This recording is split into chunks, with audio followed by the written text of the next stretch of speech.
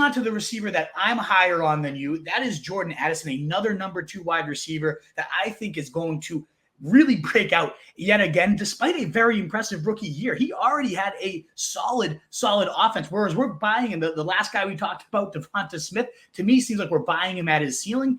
I feel like we're buying Jordan Addison at his floor, going at pick 67, wide receiver 39 in these best ball drafts right now. He was the wide receiver 30 as a rookie last year. That despite missing nearly all of spring workouts and camp. Actually, wide receiver 30 in points per game. Wide receiver 23 in total fantasy points, just 7 below Devonta Smith, who's going 21 spots ahead of him. 10th in total touchdowns, 20th in air yards, 29th in receiving yards.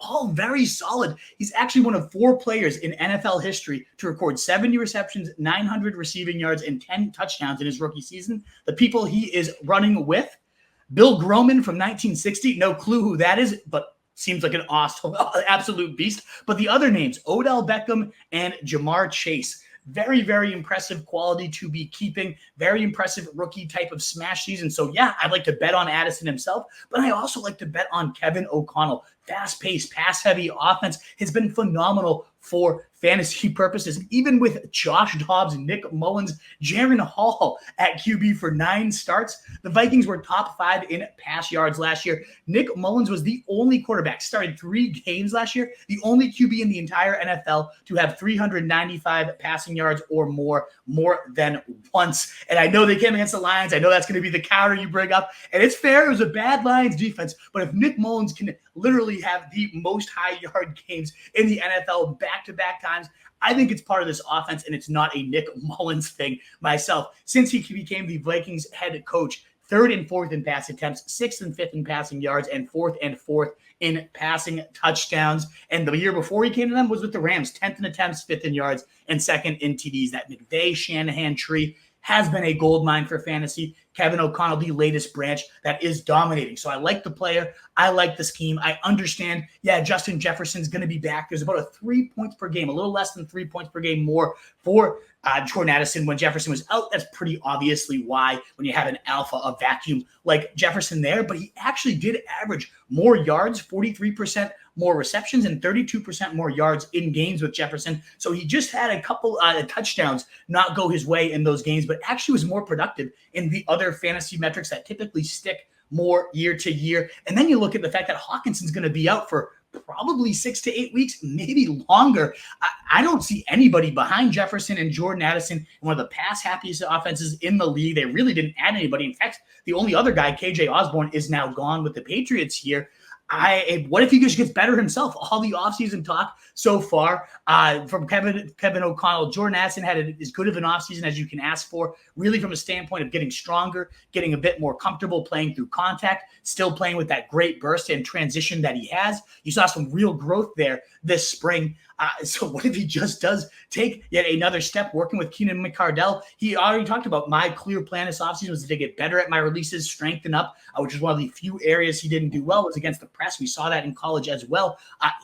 He clearly targeted where he wants to get better. So even if he just stayed the same, he's already kind of discounted at this price. But if he takes yet another step forward, I know the glaring quarterback question is the only other one here now. And who's that going to be? Kirk Cousins was obviously a significant boost for him. But I do think J.J. McCarthy or Sam Darnold can get you Nick Mullins, Jaron Hall, and Josh Dobbs. Again, the number 5 pass offense in the league, even though those guys started over half the season. I'm not overly concerned, even with a slight regression from the quarterback here.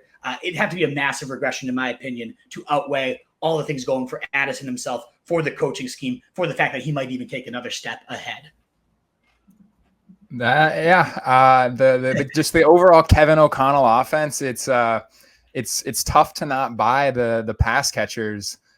Just also considering Hawkinson not being a part of the offense for likely the first half of the season, potentially even longer. Maybe like moving into like week 12 or so, we might not even see Hawkinson, but just it's hard to be out on a guy who showed talent last year. He, like you mentioned, one of the only, I don't know the entire stat line that you had there, but one of the only 4 receivers for 70 catches, 900 yards, 10 touchdowns was the stat line. Yeah. So that's an incredibly impressive season. But you kind of just dig a little closer or a little deeper into what he did and some of his deeper metrics that led to that performance. And you look at a guy who was a pedestrian target earner and just not incredibly efficient with those looks.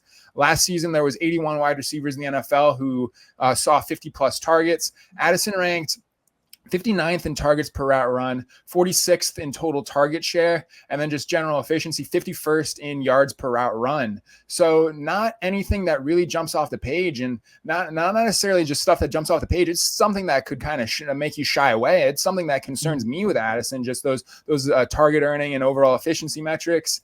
And then you look a little closer at his season that led to that overall production, and it's not really hard to realize. You kind of just look at his overall stat line: 70 receptions for 10 touchdowns. You can kind of see that Addison's a candidate for touchdown regression, and just a seventh of his catches going for touchdowns. And you kind of once again you look closer at those plays. 5 touchdowns were of 37 yards or were 37 yards or longer. And those are the hardest plays to reproduce in all of football.